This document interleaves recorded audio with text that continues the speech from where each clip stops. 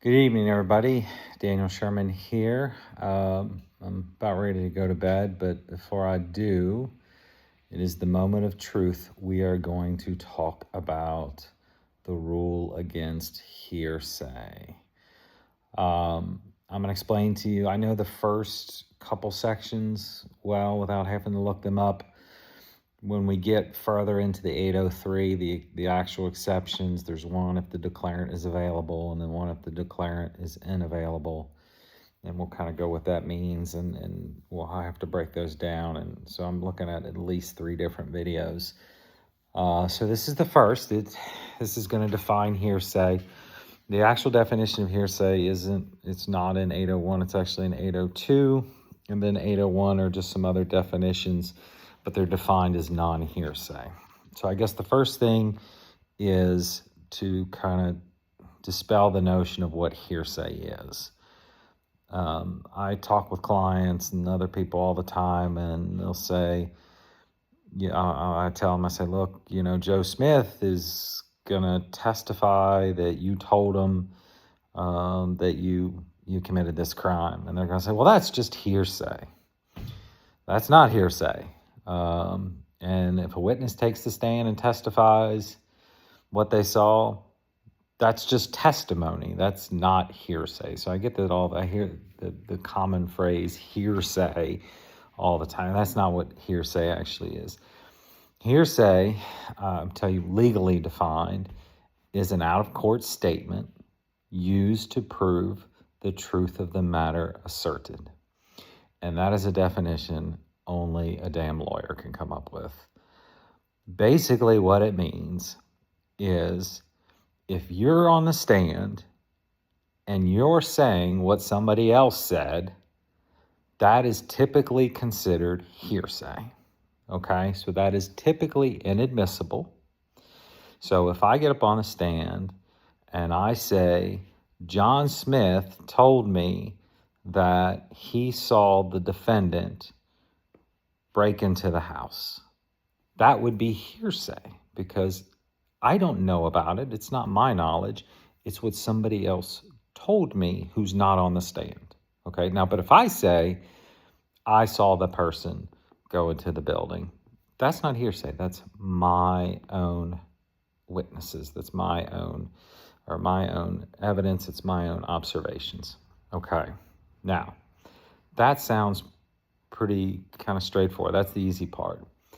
The harder part is used for the truth of the matter asserted. So that means you can use an out-of-court statement as long as it is not used for the truth of the matter asserted. Basically, what that means is you're not saying something that somebody else told you to show that that's what they, to prove that that's what they told you. So, for instance, in our example, if I'm using John Smith's telling me that they saw the defendant break into the house, if I use it as that's inadmissible. But if I say John Smith told me that he saw the defendant break into the house, as long as I'm not using it for that fact. So if I'm using for the fact that, hey, look, John Smith was present. So if I ask the question, hey, did you see John Smith there?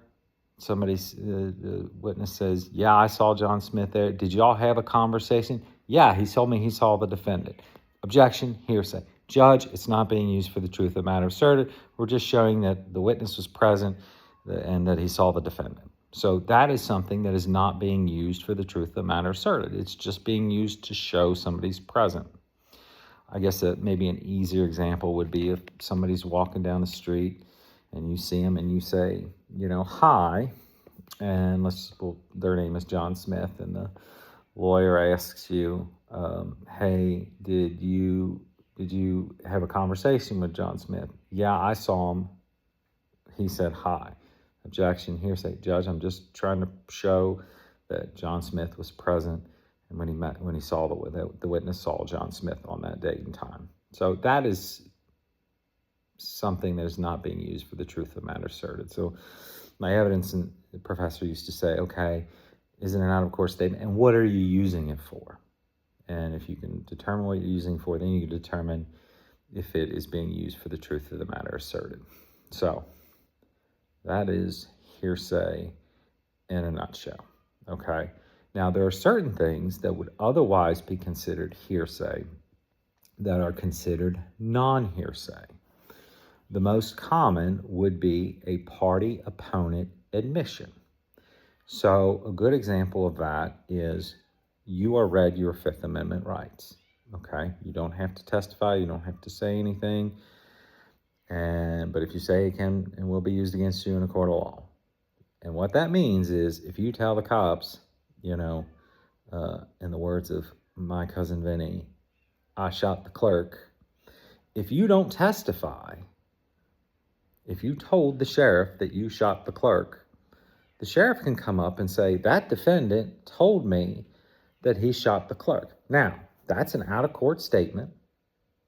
You didn't say that under oath, and it's being used to show that you shot the clerk. It's being used for the truth of the matter asserted. So otherwise would be normally considered hearsay. But since it's a party to the case, it's admissible. And again, that's why kind of the criminal part is kind of obvious. You get it in domestic cases more where, wife said this and husband said this. And, so if they're a party to the case, anything that is said by them that is testified by somebody else is not considered hearsay.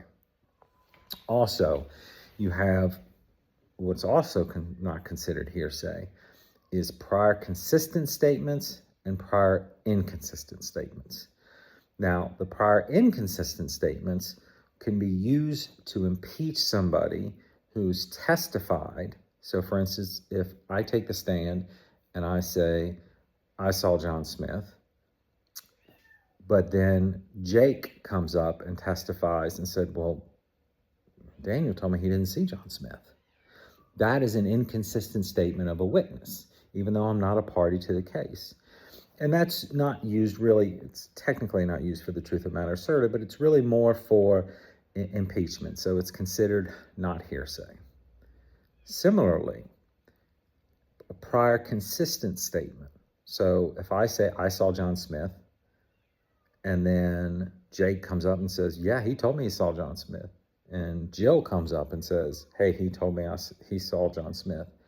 That is not considered hearsay if the other side doubts what I have to say. So if they're putting my credit, not just necessarily my credibility, but they're saying, look, Daniel's up there, he's lying, he's not telling the truth. Or even there's an insinuation of it, like even on cross-examination. Hey, look, now you didn't really see John Smith. You didn't get a good look at him now, did you? So that could be used, that prior consistent statement, to counteract any questions about my credibility. And the thinking is, well, if you tell people, and it's consistent, your story's more likely to be true. And if somebody's saying it's not true, you should be able to bring in evidence that says, hey, look, I told a bunch of people this. So, it's more likely true than not. And so that's kind of the point of that rule. Now, there's some other smaller ones like, prior admission of like an agent, or a successor in interest. So basically, if you take over a company and the company has said something, you're kind of bound by that. That's still considered a party opponent admission and is not considered hearsay. So that is the basic hearsay rule. This is going on, we're in 9 minutes here, just explaining kind of the basic concept of hearsay.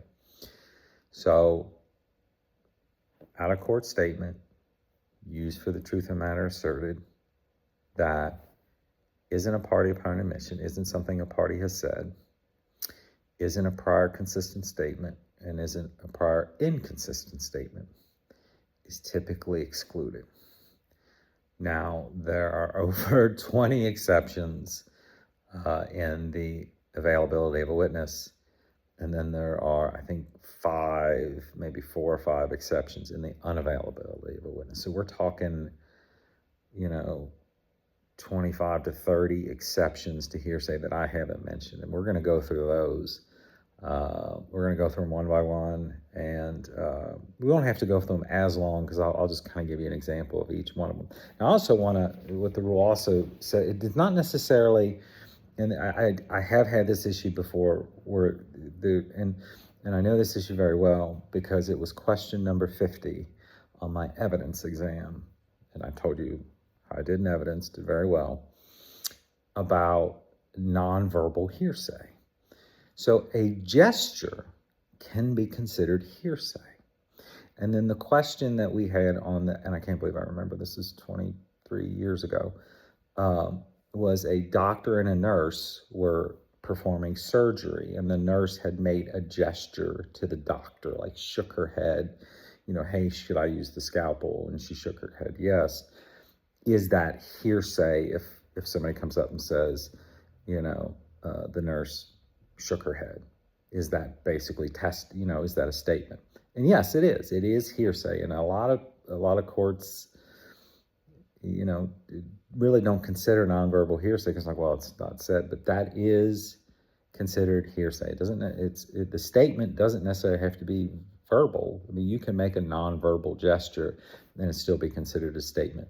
Again, if it's out of court, being used for the truth of the matter asserted. So I hope I didn't complicate that too much. I try to jam in probably what would a law student would spend, 2 weeks just learning the definition of hearsay and how it applied. And I've done it now in 11 and a half minutes. I hope I've explained it. Now, the good thing is if you grasp that concept of hearsay, if you grasp what it is and what it isn't, then when you get the exceptions, they're just written down. You're going to be able to apply those exceptions and then argue those. So again, if somebody says, well, Joe Smith told me, if they're not a party and it's not a consistent or inconsistent statement, objection, Your Honor, hearsay. And more than likely, unless some of the exceptions are made, that is going to be sustained. And that is one of, other than leading, I would say hearsay is the second most used objection that I have. And some attorneys won't even object to leading. So it may be, the most. And I'll say hearsay is one of those things that the judges do a pretty good job of cutting the witness off, saying, hey, no, you can't say that. Because especially if you're in front of a jury, a judge can disregard it. They're neutral. But, sometimes you say something in front of a jury and it can't be unheard. So just understand that. So I hope this has been helpful. I hope this explains hearsay, the actual legal term of hearsay, not what most people think it is. So it's 10:30 at night.